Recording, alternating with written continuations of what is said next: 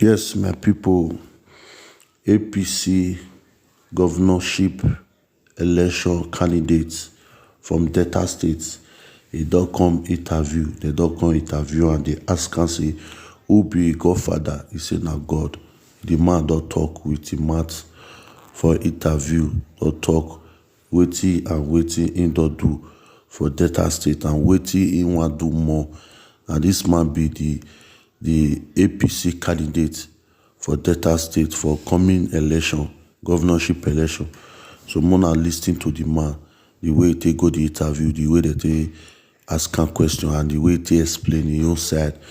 Please, if today is your first time coming across my page, please kindly follow this page, share my video, and subscribe to my YouTube channel for more updates. If you have been a subscriber, thank you very much. If you are a returning follower, may God bless you. I watch this man and see the interview of this man. Thank you. Many people won't become the governor of Delta State, but some people say, analysts say, no, easy. And to become the governor of Delta State, most times, you need a godfather to push you, to direct you, to make sure, say, you win. Do you have a godfather? Yes, I have a godfather. That is God, you know. Beyond God, I not get a godfather. But are the people of the state, they stand behind me. You don't say me, I not be I'm a known quantity for this state. I don't serve for a year before as executive assistant to the governor. I don't serve as commissioner and member of the state executive council. I don't serve as secretary to state government, SSG. I don't serve as a two-term senator. And now currently they serve as deputy senate president. All the problems they will get for this state, I know them. Our people know me. They get confidence in me. Because these 8 years when I don't serve for Senate, so if you go every nook and cranny of my senatorial district, you know, if you go every village, you go see things when I don't do. Village, every community, every town, you will see and feel my impact. You will see street lights everywhere you go across the senatorial zone. You will see transformers when I install all across. You will see the schools, primary and secondary, when I build, when I reconstruct. You will see most of those schools, I furnish almost all of them. You see roads when I build. You will see, ICT centers when I put everywhere. And of course, at the end of the day, you also see the Federal Polytechnic when I establish and build. There are two different things. Now, one thing say you establish them by law. Another thing, automatically say you build them up. In 1 year, we don't completely build the Polytechnic and they won't start now. Some people say some of these projects, especially as a lawmaker representing Delta Central, say some of these projects, you concentrate them for your community, for Orogun. Good question. You hear me just now when I talk, I say every community, every village, every town in Delta Central, and we get 8 local government areas in Delta Central. That Polytechnic, where is it? The Polytechnic de Orogun in Ughelli North. That's my community. You want me to cite Polytechnic for every community in Delta Central? No, only one. And that one there. But beside the Federal Polytechnic, I have projects in every community. Anybody when you raise complaint, like now for instance, you are from Usiefru, I believe. Yep. Go to Usiefru. Usiefru is not Orogun. Usiefru is not my local government, but I have street lights everywhere there. If you go to secondary school there, I renovated the secondary schools. I actually built some new classrooms there. I have transformers, everything there. Go to the neighboring villages to Usiefru. You are from Operaja. Go to Operaja. You will see street lights everywhere. You see transformers everywhere. You see the schools. So across Delta Central, my presence is felt, but even beyond Delta Central. You go to the other senatorial zones, my presence is felt. I put projects everywhere. Everybody knows, say, since 1999, Delta State don't go to the PDP. So we to give you the confidence, say, you go fit change that. To begin with, see, this is not the first time Delta PDP to do election. In the past, they just write results, they announce results. But thanks to Mr. President when he signed our bill. Those are allegations. Look at evidence say that the right results say the elections not happen. Me, I not blame you if it was an allegation because of the nature of the job when you do. Me, I did PDP before. I know how would they do them. And I tell you, say yes, the right results. But they challenge me, say, now lie, now I talk. The writing results. That the first time when they want to do election, be this. And that is why they are sweating very, very seriously. They don't say they cannot win election on ground. We the ground, the people are behind us. Wait to give you the confidence that you go win. Oh, absolutely. Because of the services when I don't render, our people are very, very happy with me. Like I said, across the Central District, I'm not the first senator when I represent the zone, but I can beat my chest and say, I'm the first senator when don't perform the way I don't do. I don't like to praise myself, but that is the word on the street. If you enter the streets, they will tell you, and this one cut across party line, both PDP, APC, and all the other parties, all of them, all agree.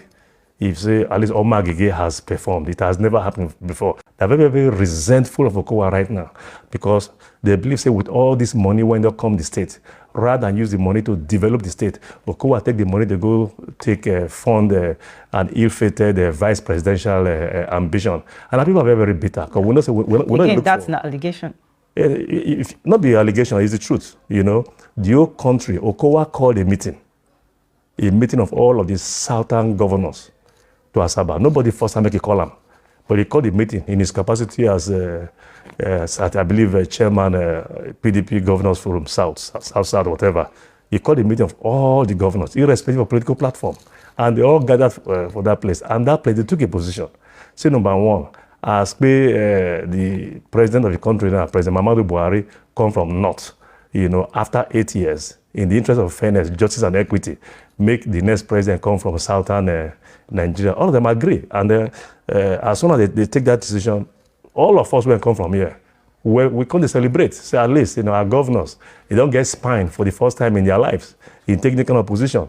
And then our leaders in the North, all our governors, especially of the APC extraction, all of them come together and come say, this decision when the southern governors take so, we also support them. That's our governors led by Bagudu, El Rufai, and others, of APC extraction in the North. They say, no, we support this position when the southern governors then take so. And then the icing on the cake, now when our president, our leader, President Muhammadu Buhari, also say, agree, make it go south. Then after everybody don't agree, make it go south to finish. Okowa wake up, pick phone, call Atiku, say, I beg. Not mind them, I won't make you continue, I won't make you be president. I won't make not continue to retain the presidency for the next 16 years. Just give me a vice presidency. And our people are very, very angry because not be vice president, now they share riches. Now presidency, now they divide riches this time. But the Okowa don't betray us and our people are very, very angry.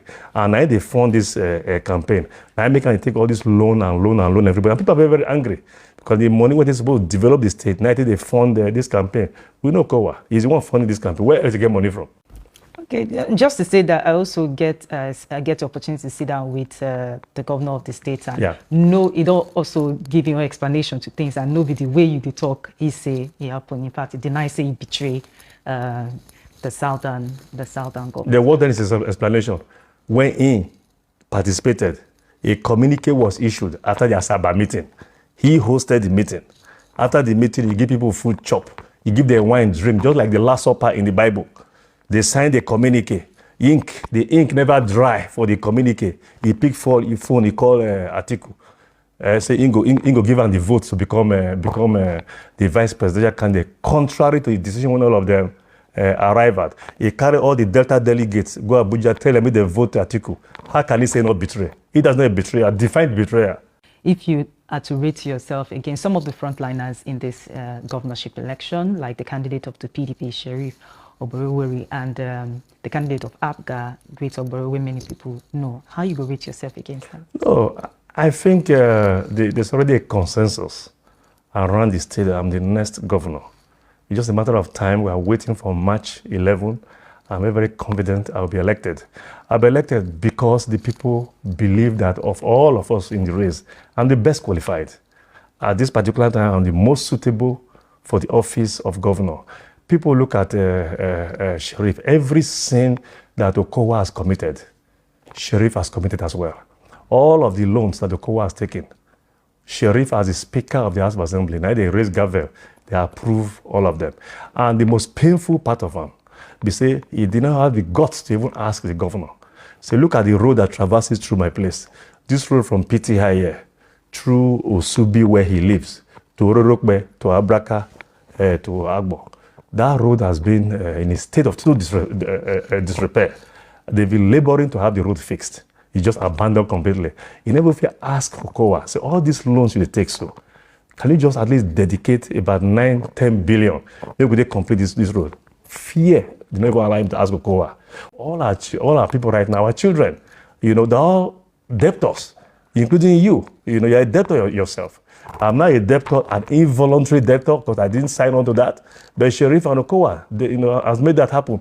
So when people see what COA has done, they believe that he's trying to impose a stooge, to take over and run a third term for him. And now people are not happy with COA. If COA had done well, that would have been a different ball game. The man has not done well, and he wants a third term through a proxy, through a stooge. So people have rejected Sheriff. We are going to defeat Sheriff in Okpe local government, where he comes from. I don't see me losing any local government here in Delta Central. I don't see me losing any local government in Delta South.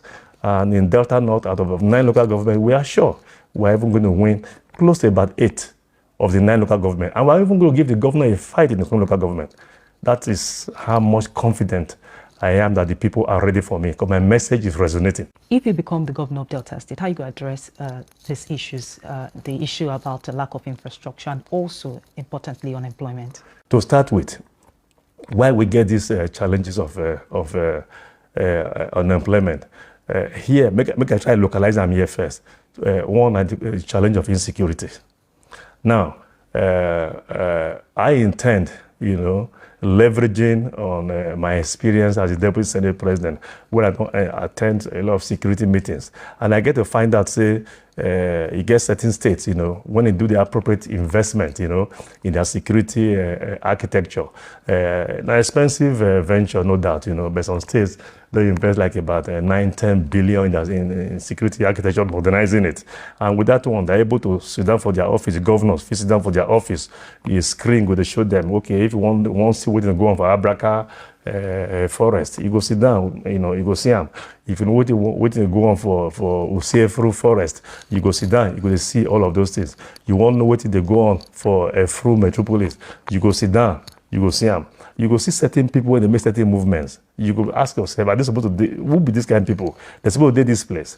I make also talk one thing here, by the way. Me, I don't support people that attack us, say some of us not really support the state police, and we get our reasons, but we support community policing. Now, when you add this community policing officer, when we recruit, to provide intelligence, when we come match them with what they get for the screens, when we get as a result of this enhanced security architecture, we'll be able to address most of the security challenges.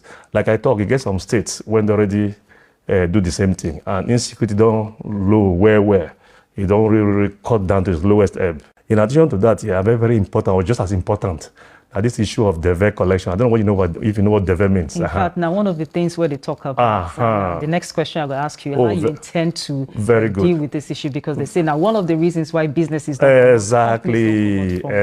And the biggest challenge when we get here, we say, now Sheriff now be the godfather of DEVE, in this place, even before he entered government, since he became special advisor and blah, blah, blah, all of that, What do you mean by saying him be the architect? Because now that they lead the charge, you can't do, in fact, when you don't fit do any business for a phone here or do any business for Subi or those without you paying a tithe to them, Sheriff. That is why most of the companies ran away. Make I even give you an example. As what paid to him as the Speaker of the House of Assembly? No. As you would tell you, say, now be first in the community chairman. If you do any business for here, you get boys. Before you do any